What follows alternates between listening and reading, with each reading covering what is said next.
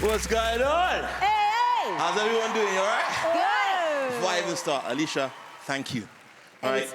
You gave me the golden buzzer. You changed my life. I'm famous now. Hey! But I'm still broke. And I still live in the hood. I'm getting recognized in places I don't want to get recognized. Like Lidl in Croydon. I'm pushing my 20 kilos of onions I bought for 50p and I'm here, oh my God, it's him. Can I get a picture? Can I get a picture? Can I get a picture? I'm like, yeah, sure. Sure, let's have a picture. We take a picture. Oh my God, I'm a big fan. Not as big as you though. Oh my God, I can't wait to go home and show my kids, right? I can't wait to show them that I met Big Nasty. I said, that's cool. Can I go now or am I still being detained, officer? Some people watching will think, oh, it's another one of those Black Lives Matter guys doing jokes about stop and search. No, it's a joke about being fat. Okay? Big Nasty and I are both fat. We just happen to be black too. Don't throw in the race card, guys. When do black people ever get mistaken for each other? Especially not by police. No! Listen, I didn't even want to come out here and talk about race. But seeing as we're on the topic. Now, every time a black comedian puts on TV, you see like angry far-right guys come out, because obviously there's so many other types of far-right guys. You see angry far-right guys come out, yeah, look at that, mate, look at that. It's terrible, right? Look at him doing jokes about being black and Muslim, right? If a white non-Muslim did that, it would be racist. Well, duh. Like, that's why we say, oh, look at that guy kissing his wife. It's romantic. But if I kiss her, you know, it's just, I don't get these donnies. I don't get these donnies. And the thing is, I tried to explain to someone, you know what? We just tell jokes about our lives because they matter, right? And in the face of things, I was recently talking to my white liberal left-wing friend because we all have to have one, you know, because if I get killed, someone has to start the GoFundMe. And come on the news, like he was such a pillar to his community. And it's official because he said it. And he comes up, he tells me, he's like, Nabil, rude boy, famalam, big man ting. I just want you to know that I am not racist, okay? My best friend is black. I said, brother, I'm your best friend, I know.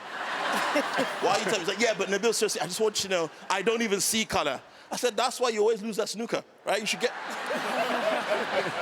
medication for that. I was like, no, Nabil, I just want you to know that I've been studying and I found out that if you just adjust your chakras, the energy you put out to the universe is what comes back to you. I said, okay, Tarquin, and? He said, well, I want you to know that if you just forget that you're black, nobody will be racist to you. Okay. Why didn't I think of that? So I listened to him and I forgot I was black. 1 hour later, somebody reminded me, right? I was out shopping, walking through the fruit aisle, and I found out I acquired a bodyguard that I didn't even pay for. Just followed me through the aisles. He must have been a cheap bodyguard as well, because he wasn't even discreet. He was walking with me. I turned, I was like, look, boss man, I know you're trying to protect your shop, but you're wasting your time. I'm not a shoplifter, okay? Shoplifting is a crime that generally requires lots of running. Now, I know the stereotype is that we're fast, but it's relative. You know what?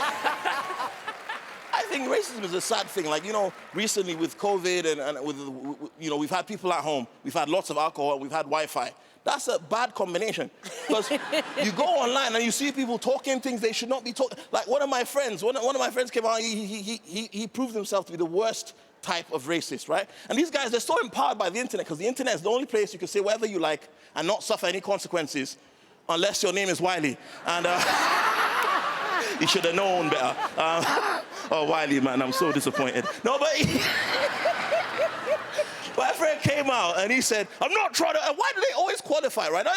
I'm not trying to be racist, but, right? Why do racists think that their racism is less racist when they say they're not trying? That's like me saying, hey guys, I'm not trying to be Muslim, but Allahu Akbar, right? It doesn't. I'm not trying to be racist, right? I'm not trying to be racist, right? But these Somalians, these Indians, these Bangladeshis and Nigerians need to go back to Pakistan. I said, bro, what? He said, listen, mate, I'm not trying to be racist. I said, that's what's scary. You're not even trying. Like the Michael Jordan of racism. The thing is, I think really we were created in different tribes and nations so that we may get to know one another, right? The only way we can eliminate racism is if we walk a mile in each other's shoes. And I think sometimes bad things bring us together. England is better now because of what's happened. Because look, England is one of the best, in fact, the best country to live in. Bar none. But look what happened. Rich country. but we were fighting for food in supermarkets. We were losing our jobs. Our hospitals were crowded. We were trying to get into other countries, and they weren't letting us in. But the weather was fantastic. For one summer, England felt what it was like to be African. And, you know, the most amazing thing is this, right? We had no toilet roll. That's right. Absolutely no toilet roll. So people in England had to learn the proper way to use tabloid newspapers. Yes. I'm joking. Don't use them for that. They're full of... Anyway, what I'm saying is, the newspapers came out. I don't think that they spread knowledge. I think they teach us to hate and teach us to fear, right? Newspapers came out online and tried to scapegoat Muslims. They came out and said, yes, yes, yes.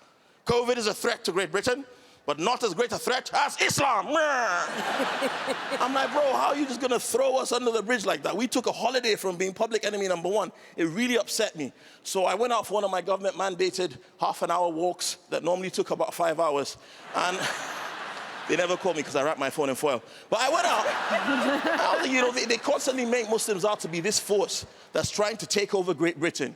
They try and make us as if we're trying to change the culture here. And it was so upsetting, right? They think we're at war with England, we're not.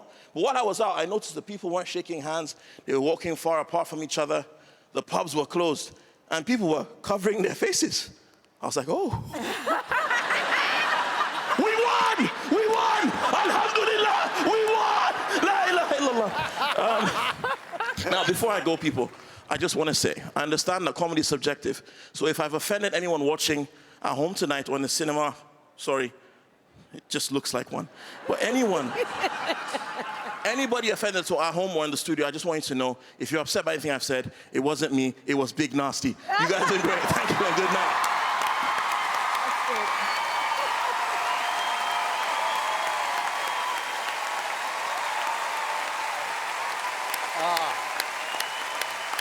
Well done, Nabil.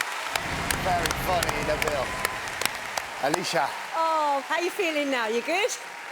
Oh, you can breathe. You can breathe. All done. Oh, I really enjoyed it. I mean, the reason I pressed my golden buzzer for you is because I love things that are a bit edgy, a bit different, and you're that guy. It's okay to feel a bit uncomfortable with comedy. I think that that's what comedy's about. It should make you feel like that. Yeah, absolutely. And I think you're very brave to take on the subject of racism. Very poignant right now. And I think we all need to learn to laugh a bit more and have a sense of humour. So well done. You should be really proud. It was great.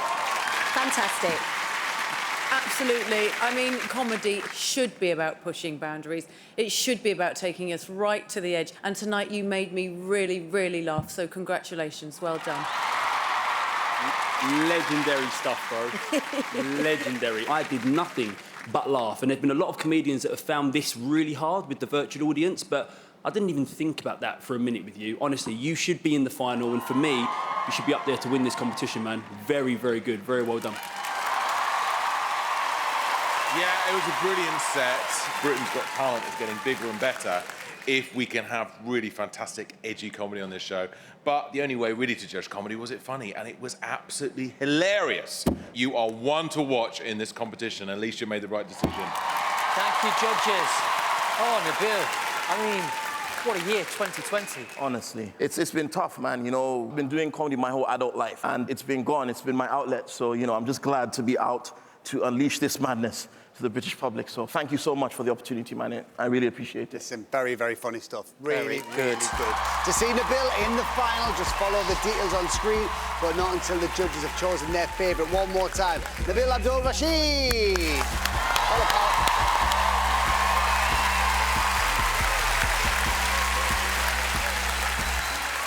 Right, time for another quick break, but when we come back, we've got singer and superhero nurse Beth Porch and miniature magician Aidan McCann. Right, competition time now. Take a look at this.